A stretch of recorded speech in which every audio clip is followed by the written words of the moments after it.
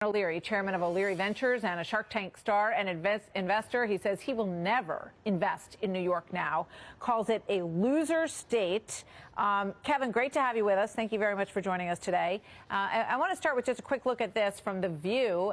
Here's what Sunny Hostin had to say about the punishment value against the former president that she thinks is embraceable in this. Watch.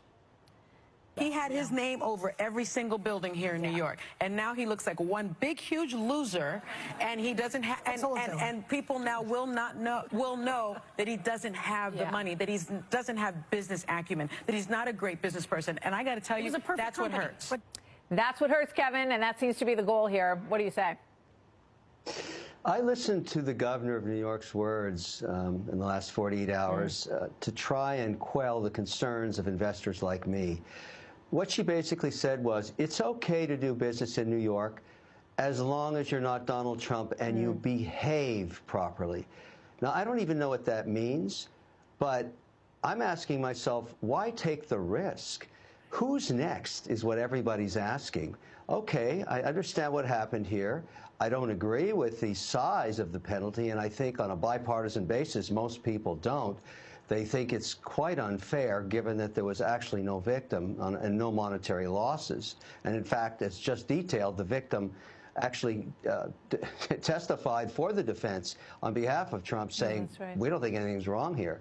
And by the way, this practice is done by every developer in every city. But think about the problem I've got. I don't have to invest in New York, but I do have to invest. And right now, the fastest growth of capital in development is in data centers. They're expensive, and they require power, they require fiber, and they require policy, and they need stability, because you're going to invest about $3.6 billion over 22 years, and there's a real demand for data centers because of AI. Now, New York has Niagara Falls, and that's behind the power, sub 5 cents a kilowatt hour. That's very interesting. But so does Oklahoma, North Dakota, and West Virginia. So where do I go? Why would I even take a 1% risk with what's going on in New York? Why don't I just go to where the governors, in the case of Stitt or Burgum or Justice, are pro-business? They actually ran businesses. They don't do this to companies, and they know the damage is going to happen. So that's why I said there are winner states and loser states. And right now, and I used to think California was the #1 loser state. Top of the charts, pick of the pops, it's New York, #1 loser state in America. Yeah, you know, and you walk up and down the streets in New York, and it has come back, I think, you know, fairly well since COVID. But there's a lot of danger on the streets. There's a lot of reasons for people not to want to come here. And, you know, they should be enticing companies, giving them tax breaks to open businesses in New York. They're doing exactly the opposite. Look at what happened at Gucci the other day. Watch this. This is in the middle of the afternoon on a bright, sunny day. Watch what happens.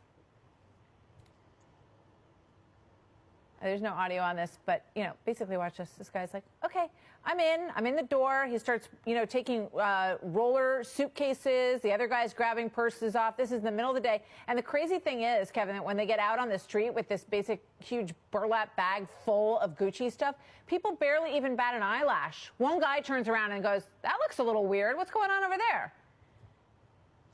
It's bad policy. That's the problem. It's bad policy and defunding the police and all of that. Remember, AOC chased out 10,000 jobs that Amazon wanted to bring. I love the people of New York, and I think it's a great state. I just can't take the risk of doing business there. Yeah, no, they need a more business-friendly environment, and it would be good for the city, good for everybody, good for jobs, all of it. But you have to entice businesses, not repel them. And you're clearly repelled by this recent action. Kevin, thank you. It's great to see you.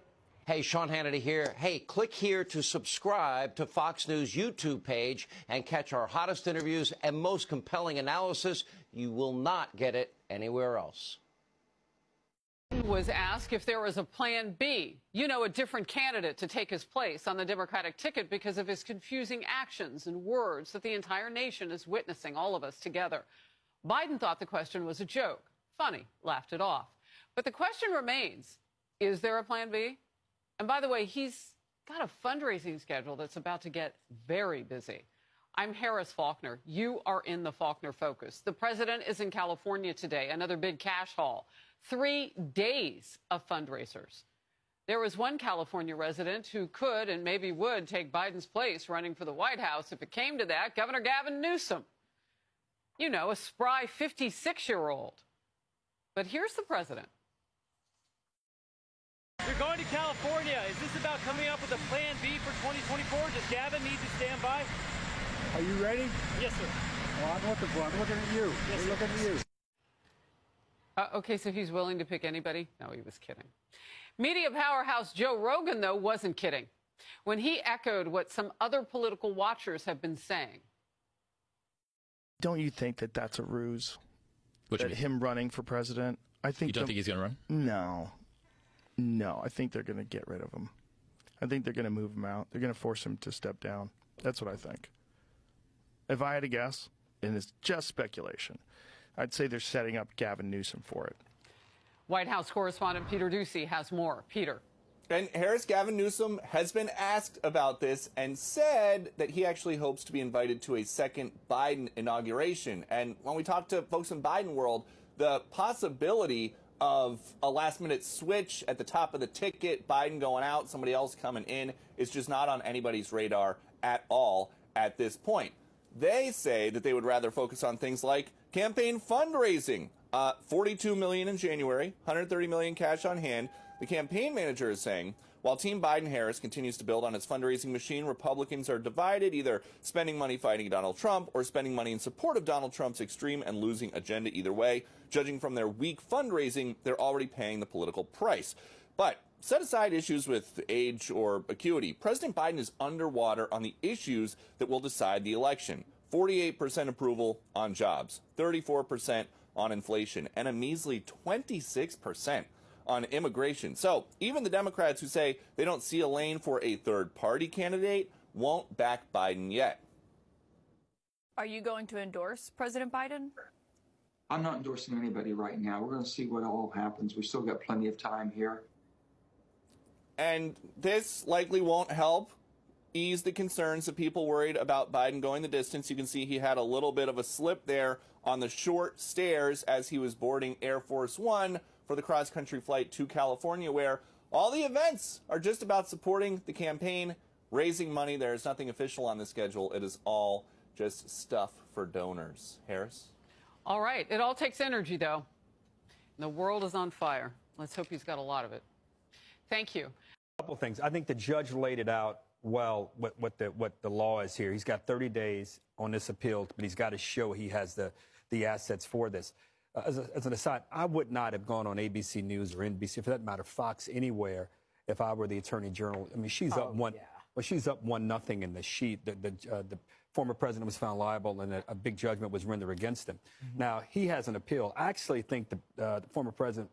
Just my surveying of it looks like he may have a stronger appeal here than he does in some of the other things. Largely because this law, in addition to everything that's been said, was really designed to protect the consumer, and the consumer has not been hurt here. So it'll be interesting to see what the higher court says. But all they're doing is following the rules here. And again, I think it's a bad look for the Attorney General to be out doing these things. She's up 1-0. Let the court make the next step, and then if indeed you're going to do these things, let the process play itself out. How bad does this politically?